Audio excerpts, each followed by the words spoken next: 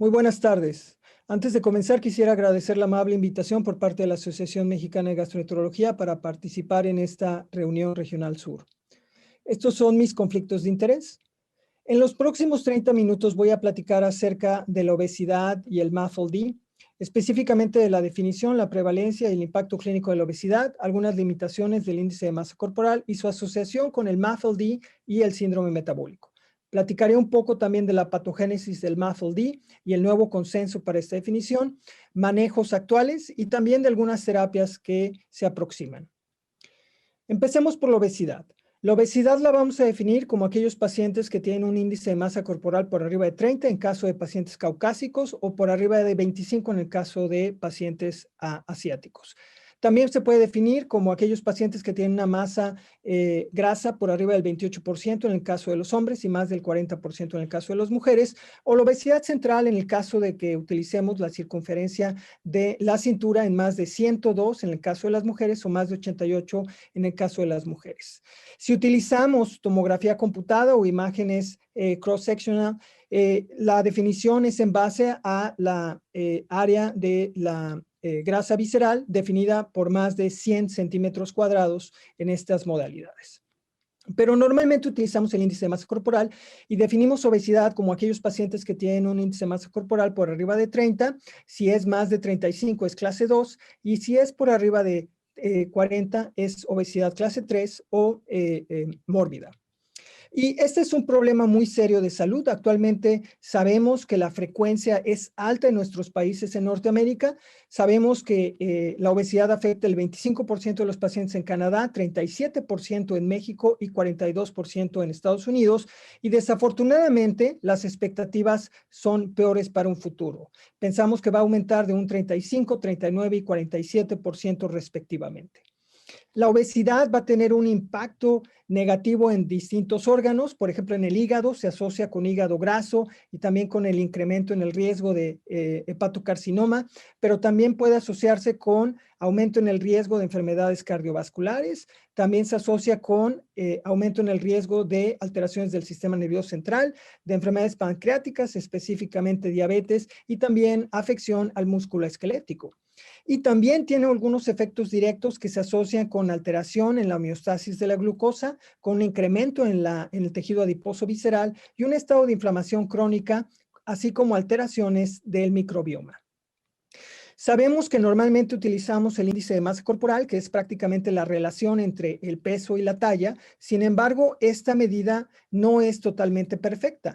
En este ensayo que hicimos de más de 600 pacientes con cirrosis, pudimos observar que prácticamente evaluando la composición corporal de manera más precisa con tomografía, la cantidad de tejido muscular puede variar en pacientes que tienen diferencias muy significativas en el índice de masa corporal. Y lo mismo pasa con el tejido adiposo. Actualmente se reconoce que la tomografía computada es el estudio gold estándar para evaluar la composición corporal y es mejor si utilizamos imágenes a nivel de la columna lumbar L3 porque esta tiene la mejor correlación con la cantidad de tejido adiposo corporal total y también con la composición en relación al tejido muscular total. Sabemos también que podemos utilizar diferentes softwares. En este caso utilizamos uno que se llama Tomovision de Slidesomatic, en donde podemos delimitar muy bien el tejido adiposo subcutáneo, marcado en este caso con azul, del tejido visceral, adiposo visceral, marcado con amarillo, y del tejido muscular marcado con rojo. Así podemos definir diferentes alteraciones en la composición corporal, como aquellos pacientes que tienen baja en la cantidad del tejido adiposo subcutáneo, que tienen sarcopenia o depresión de la masa muscular, que tienen aumento en el tejido visceral adiposo o que tienen también infiltración grasa del tejido muscular o mioesteatosis. Este es un ejemplo de dos pacientes que tienen obesidad mórbida con índices de masa corporal por arriba de 40. Sin embargo, como pueden observar, el paciente a su izquierda no tiene depresión muscular o sarcopenia, mientras que tiene sarcopenia o depresión muscular, mientras que el paciente a su derecha tiene preservada la masa muscular. Y en este estudio también de más de 600 pacientes podemos observar que estas combinaciones pueden intercalarse y que tienen un peor pronóstico. Esto es, los pacientes que tienen obesidad sarcopénica, esto es la presencia de obesidad y depresión muscular, tienen un peor pronóstico, en este caso marcado con verde, en comparación a aquellos pacientes que solamente tienen una alteración en la composición corporal o que no tienen alteraciones en su composición corporal. Y el aumento en el tejido adiposo visceral se asocia con otras complicaciones. Por ejemplo, en este estudio encontramos que se asocia de manera significativa con el riesgo de tener hepatocarcinoma con una razón de riesgo de 1.9 y también se asoció con un mayor riesgo de recurrencia de hepatocarcinoma después de que el paciente tenía un trasplante hepático. Por otra parte, sabemos que el incremento en el tejido adiposo visceral se asocia con un estado de inflamación crónica y esto explica por qué tienen mayor riesgo de cáncer, que no es exclusivamente el hepatocarcinoma, pero también de otros órganos. Por lo tanto, la cantidad de tejido adiposo es importante tratar de distinguir si es subcutánea o visceral. De hecho, en este estudio, que incluimos pacientes mujeres con cirrosis, aquellas pacientes que tenían baja en la cantidad de tejido adiposo subcutáneo tuvieron un riesgo mayor de morir en comparación con las pacientes que tenían preservado la cantidad de tejido adiposo subcutáneo. Y esto parece ser que se debe a que el tejido adiposo subcutáneo es una fuente de energía y una vez que se agota, aumenta el riesgo de complicaciones. Y también parece explicar por qué hay la obesidad paradójica. Esto es, algunos pacientes que tienen preservado este tejido adiposo subcutáneo parece ser tener una mejor sobrevida en algunos estadios crónicos como es el cáncer o la cirrosis en comparación con pacientes que tienen depresión de este tejido. Bueno, hablando del síndrome metabólico, este es un conjunto de alteraciones metabólicas, principalmente obesidad, hipertensión, dislipidemia y alteración del metabolismo de la glucosa. Y hay diferentes criterios y normalmente consideran que se debe de tener 3 de estos 5 criterios que les estoy mencionando en estas tablas que ya mencioné previamente. Y hay una asociación muy significativa entre la presencia de obesidad, de MAFLD y del síndrome metabólico. Por ejemplo, la prevalencia de obesidad en pacientes que tienen MAFLD es del 51%. Y la prevalencia de obesidad en pacientes que tienen esteatohepatitis, esto es MAFLD, además de la presencia de inflamación o de fibrosis en la biopsia hepática, es de hasta un 81%. Por otro lado, en pacientes que tienen obesidad, la prevalencia de NAFLD va a variar de un 60 hasta un 95% de los casos. Y también hay una asociación con el síndrome metabólico. Este es un estudio de Estados Unidos en donde se evaluó una base de datos de más de 11,000 pacientes y se observó que la prevalencia en NAFLD era del 18%. Sin embargo, fue significativamente mayor en aquellos pacientes que tenían síndrome metabólico, hasta en un 43%, y si los pacientes tenían los 5 criterios del síndrome metabólico, fue hasta el 67%. También en aquellos pacientes que tenían los 5 criterios del síndrome metabólico, la presencia de esteatosis severa fue más del 30%. Entonces, actualmente, un grupo de expertos propone cambiar la nomenclatura de NAFLD por MAFLD. Y esto es porque MAFLD, o que es el Metabolic Dysfunction Associated Fatty Liver Disease, refleja mejor nuestro conocimiento actual y la fisiopatología que es heterogénea y que nos puede ayudar a plantear mejor estrategias de tratamiento. Entonces, los criterios para definir MAFLD se basan en la presencia de esteatosis hepática, ya sea por biopsia hepática, por estudios de imagen o biomarcadores, más la presencia de 2 de estos 7 criterios, que es la circunferencia de la cintura, los niveles de HDL, la elevación de triglicéridos, la hipertensión, la diabetes o la prediabetes, la resistencia a la insulina o también la presencia de inflamación evaluada por la proteína C reactiva. Y actualmente este grupo nos recomienda utilizar este flujograma en donde vamos a hacer diagnóstico en base a lo siguiente. Si el paciente tiene evidencia de esteatosis hepática y tiene obesidad o tiene diabetes, no hay que hacer más evaluación. Sabemos que el paciente tiene MAFLD.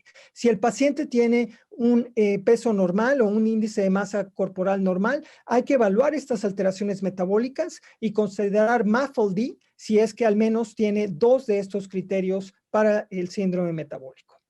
Y la fisiopatología es muy compleja y no voy a ahondar mucho, pero parece ser que se debe a factores ambientales y genéticos que nos conlleva a que el paciente desarrolle obesidad. Una vez que ya no se puede acumular más tejido adiposo en el tejido adiposo subcutáneo, va a haber liberación de ácidos grasos libres que se van a acumular en el músculo esquelético y en otros órganos. Esto va a conllevar a la resistencia a la insulina y liberación de glucagón, que a su vez promueve el desarrollo de diabetes y también el desarrollo de hipertensión. Pero de manera importante también aumenta el riesgo de eventos cardiovasculares debido a la dislipidemia y también a un estado de inflamación crónico que predispone al desarrollo de neoplasias. Cabe mencionar que este grupo también nos aconseja utilizar criterios para la cirrosis relacionada a MAFLD, esto es en pacientes que tienen cirrosis criptogénica y que tienen evidencia previa de MAFLD en biopsias hepáticas o en estudios de imagen. Hay que considerarlos como cirrosis relacionada a MAFLD y también conviene considerar pacientes que puedan tener 2 enfermedades hepáticas, esto es, pacientes que tengan exceso de alcohol o que tengan enfermedades autoinmunes o hepatitis virales. Si cumplen los criterios de MAFLD, hay que considerar enfermedad hepática doble. ¿Por qué es importante hablar de MAFLD? Bueno, porque es la principal causa de alteraciones de pruebas de función hepática en Europa y Norteamérica. Actualmente se considera que hasta el 25 o el 30% de toda la población adulta tiene MAFLD. Y afortunadamente solo el 5% de estos pacientes van a desarrollar una enfermedad hepática significativa, llámese cirrosis o fibrosis avanzada. Sin embargo, MAFLD es la principal indicación para trasplante hepático en la actualidad. Y algo importante es que la fibrosis hepática es el principal factor pronóstico en estos enfermos. MAFLD va a tener un rango muy importante que puede ir desde aquellos pacientes que solamente tienen esteatosis en la biopsia hepática, definida como una infiltración grasa de más del 5%, hasta aquellos pacientes que tienen esteatohepatitis, que además tienen evidencia de inflamación y de fibrosis, o aquellos pacientes que ya tienen cirrosis. Y estos son los pacientes que tienen un mayor riesgo de desarrollar descompensación o hepatocarcinoma. Y la historia natural de estos pacientes es dinámica. Aquí les muestro un estudio en donde se evaluaron más de 100 pacientes que tuvieron una biopsia hepática en una media de más de 6 años, y durante este seguimiento se observó que había mejoría en 22%, la fibrosis permaneció estable en 43% y hubo progresión de la fibrosis en 42%. En nuestra práctica clínica, uno de los estudios que principalmente realizamos es el ultrasonido. Este estudio es útil para detectar la presencia de esteatosis. La sensibilidad puede llegar a ser del 85 con especificidad del 93. Cabe mencionar que el estudio puede no detectar esteatosis cuando es por abajo del 10%. Además, el ultrasonido no es útil para evaluar la fibrosis. Y algo muy importante es que la presencia de aminotransferasas normales no descarta que el paciente tenga enfermedad progresiva o esteatohepatitis. De hecho, hasta el 50% de los pacientes con NASH pueden tener ALT normal, y hasta el 50% de los pacientes con NAFLD que no tienen NASH o esteatohepatitis también pueden tener elevación de la ALT. Por lo tanto, ALT por sí sola no es predictiva ni de esteatohepatitis ni del estadio de fibrosis. Este es un estudio de la Universidad de Virginia que muestra lo mismo, como pacientes que no tienen fibrosis y que llegan a tener fibrosis en puente o cirrosis pueden tener valores muy similares de aminotransferasas. Por lo tanto, es importante determinar los factores de riesgo para tener esteatohepatitis. Esto es, aquellos pacientes que tienen edad más avanzada, niveles altos de FibroScan, y que podemos utilizar también algunos scores no invasivos que les voy a platicar a continuación.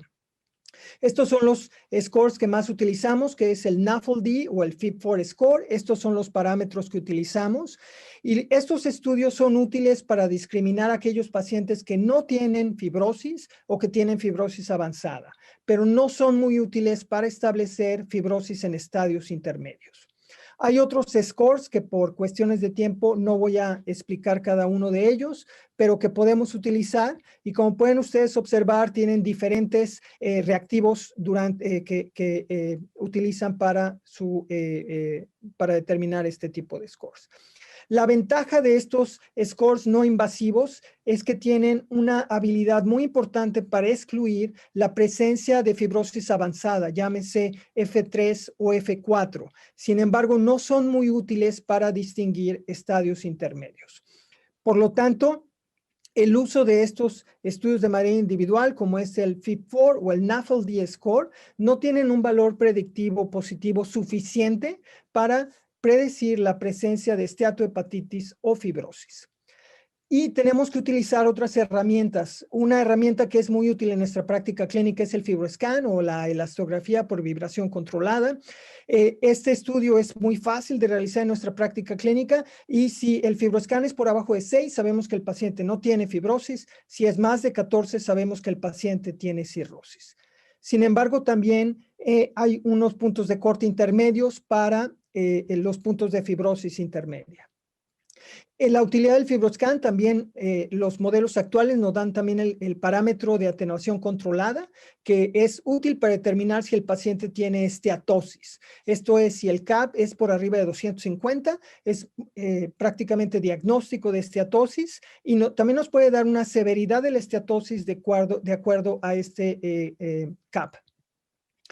Entonces, actualmente se recomienda que estos estudios no invasivos deben de utilizarse para tratar de definir aquellos pacientes que tienen un mayor riesgo de fibrosis significativa, F2 o F3. Porque cabe mencionar que si el 25% de la población tiene MAFLD, ¿cómo le hacemos para ver que el 25% del 25% de esos pacientes, cuáles tienen que ser evaluados por el gastroenterólogo o el hepatólogo? Y bueno, este es un estudio del Reino Unido en donde evaluaron el uso de FIB-4 y de ELF. Entonces, prácticamente evaluaron a más de 1,000 pacientes. Si el FIB-4 era por abajo de 1.3, el paciente seguía viendo al Family Doctor. Si el FIB-4 era indeterminado, le realizaron un ELF. Y si era por abajo de 9.5, continuó con el Family Doctor. Y si era por arriba de 3.25 o el ELF era por arriba de 9.5, lo mandaron con el hepatólogo. De esta manera, solamente el 18% de los enfermos terminaron viendo el especialista. Este es un estudio similar que realizamos en la Universidad de Alberta, un poco diferente en relación a que utilizamos el FIB-4 de primera línea, pero después, si el FIB-4 era más de 1.3, una enfermera practicante realizó un FibroScan. Si era por abajo de 8, el paciente regresó con el médico familiar. Más de 8, el paciente fue referido a la clínica de hígado. Y de esta manera, nos ahorramos ver a 87% de estos pacientes.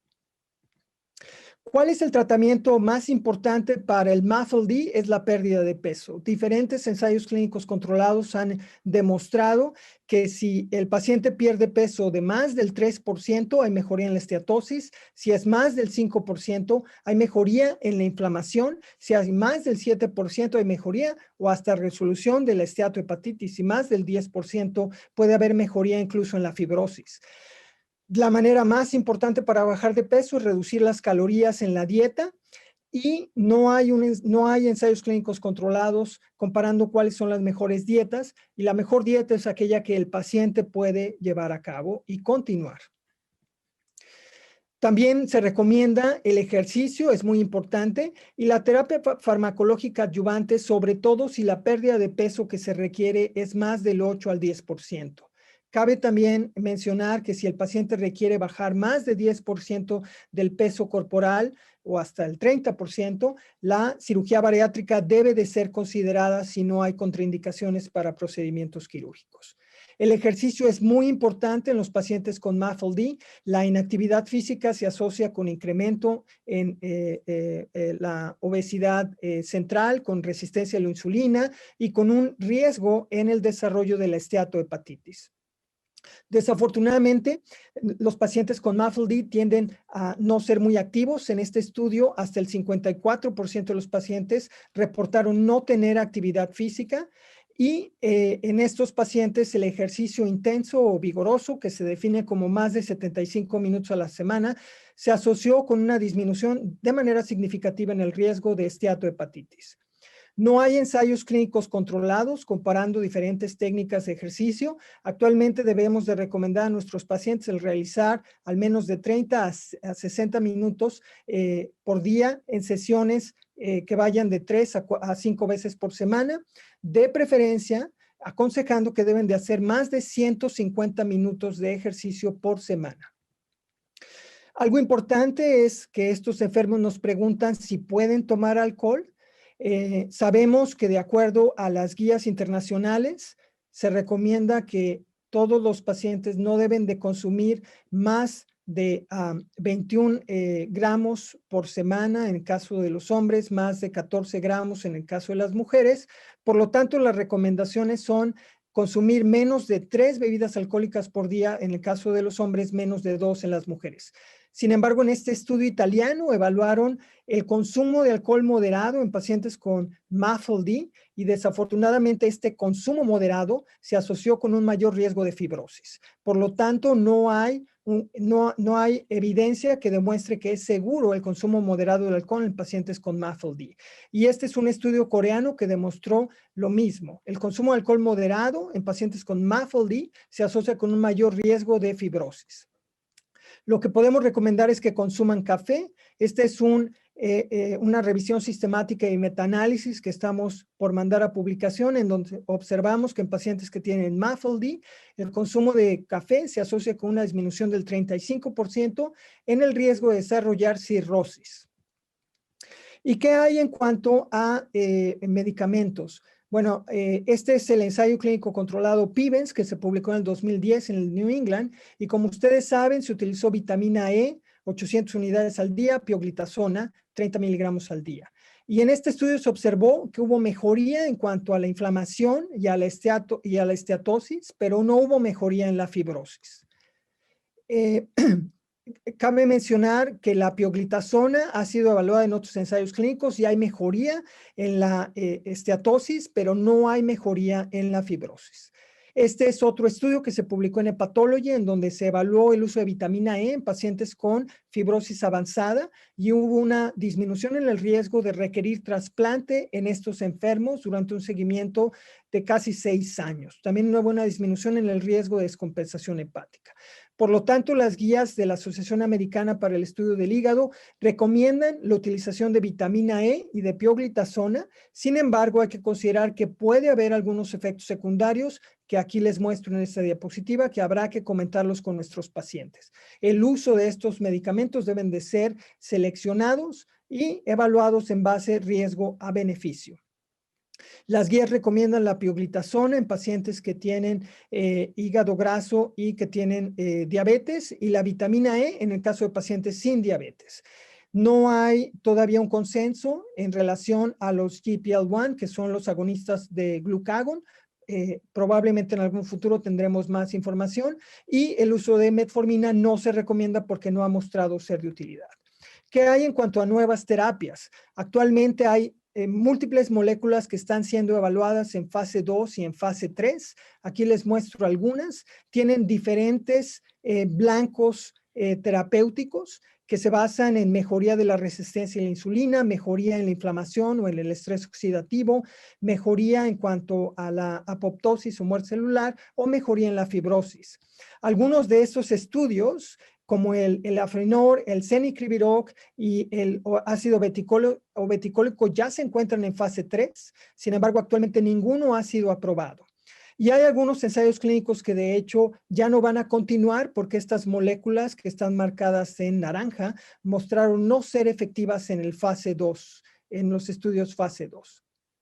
Les voy a mencionar los estudios más importantes. Aquí está el ensayo clínico con obeticólico. Este estudio se presentó hace un año, es el Regenerate, en donde se evaluó la eficacia del ácido obeticólico a 18 meses. Es un punto intermedio de este estudio y hubo una mejoría en cuanto a el estado de fibrosis que fue significativa. Sin embargo, no hubo mejoría en la resolución de esteatohepatitis, pero era un desenlace, el más importante era la fibrosis. Este es un estudio interesante en donde se está utilizando un agonista de los receptores para la hormona de tiroides, que es el remestirón, y en este estudio en fase 2 se mostró una mejoría muy significativa en la concentración de grasa medida por resonancia magnética, con una disminución de más del 30% en los pacientes que recibieron el resmetirom en comparación con el placebo. Por lo tanto, actualmente se encuentra en un fase 3. El elafrinor, que es un agonista PPAR alfa y delta, también demostró ser útil en relación a mejoría de la esteatosis y de la inflamación lobular. Sin embargo, no hubo mejoría significativa en relación a fibrosis. Esto solamente se encontró en un subanálisis que no era el objetivo primario del estudio. El cenicriviroc es un medicamento que actúa inhibiendo los receptores de quimiosinas 2 y 5, que parecen ser muy importantes en el desarrollo de fibrogénesis, y este es el estudio Centauro, en donde se evaluó el uso de cenicriviroc contra placebo en pacientes con esteatohepatitis, y en donde se evaluó que hubo no mejoría de manera significativa en el primer ensayo. En el segundo ensayo, al parecer, alcanzó significancia y pasó a un fase 3 que todavía no tenemos resultados. Y este es el estudio más reciente que se publicó, que es de semaglutide, es un péptido similar al glucagón, donde se evaluaron más de 300 pacientes. Hubo en este ensayo de 72 semanas mejoría en la resolución de esteatohepatitis en comparación con placebo, como se ve en la primera gráfica, pero no hubo mejoría en el estadio de fibrosis. Por último, quisiera platicar un poco de la cirugía bariátrica. La cirugía bariátrica ha demostrado ser efectiva en pacientes bien seleccionados. En este estudio se evaluaron biopsias antes y después de la cirugía bariátrica y hubo una mejoría muy significativa en el estadio de fibrosis. De hecho, en estas gráficas les voy a poner un ejemplo de los medicamentos que se han utilizado. Estos no son estudios comparativos, pero si podemos observar en la última barra es el efecto de la cirugía bariátrica, que parece ser significativamente mejor que las otras estrategias terapéuticas, pero debe de limitarse a aquellos pacientes que tienen índice de masa corporal por arriba de 35 y que no tienen contraindicaciones para estos procedimientos quirúrgicos. También hay mejoría en comparación con otros medicamentos en relación a la fibrosis.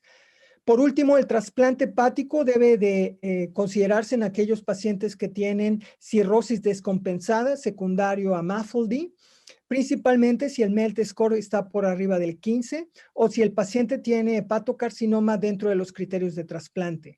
Desafortunadamente, la recurrencia de MAFLD se ha reportado hasta en un 50% de los casos a un año después del trasplante hepático. Y de manera también importante, puede haber de novo NAFLD. Esto es, pacientes pueden desarrollar el MAFLD después de recibir un trasplante hepático que no sea secundario a cirrosis por MAFLD. Algo que se puede hacer es evaluar estos pacientes y enfatizar la importancia de dietas adecuadas, de ejercicio rutinario previo y posterior al trasplante hepático. Quisiera terminar mi plática enfatizando que MAFLD o la disfunción metabólica asociada a la enfermedad por hígado graso es muy común y afecta casi un cuarto de la población entera, y desafortunadamente actualmente no tenemos una terapia que haya sido aprobada para utilizarse en pacientes con MAFLD. La patogénesis es heterogénea y actualmente parece ser que MAFLD es un mejor acrónimo para describir las alteraciones fisiopatológicas que se asocian con el desarrollo de esta enfermedad y que también nos ayudan a plantear mejores estrategias terapéuticas en el futuro. Los scores o las pruebas no invasivas son útiles para identificar a aquellos pacientes con MAFLD que van a requerir un seguimiento más cercano, principalmente por gastroenterólogos o hepatólogos. Y el nivel de aminotransferasas por sí solo no es útil para diagnosticar MAFLD ni para discriminar a aquellos pacientes con cirrosis. Los estudios no invasivos como FIF-score o NAFLD-score por sí solos no son suficientes para detectar fibrosis y es mejor utilizarlos en combinación como NAFLD o FIF-score con el FibroScan. Y la terapia de elección debe ser la baja de peso. Esta se asocia con mejoría histológica y las guías americanas recomiendan el uso selectivo de vitamina E o de pioglitazona en pacientes que no tengan contraindicación y cirugía bariátrica en pacientes con índice de masa corporal por arriba de 35.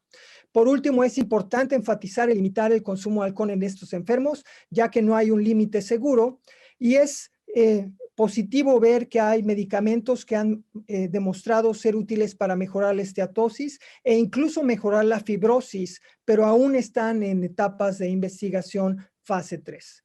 Les agradezco mucho su atención.